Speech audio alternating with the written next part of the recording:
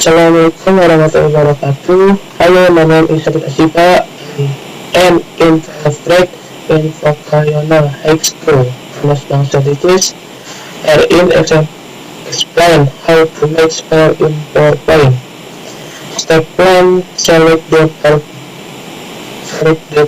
application or the PowerPoint application.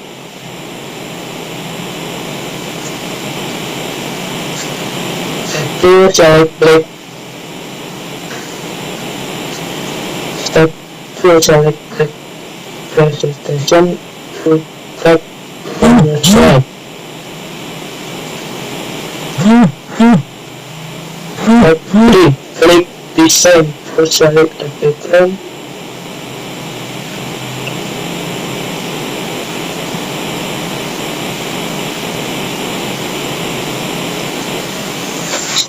Step 4. Click to and detail. Example.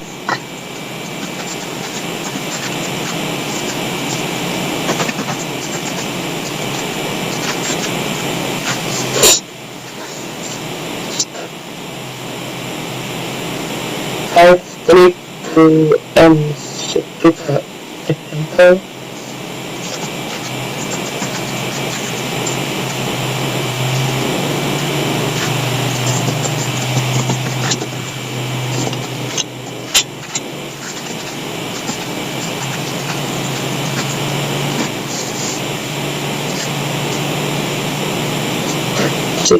Double click or click Ctrl A to and jump to the text.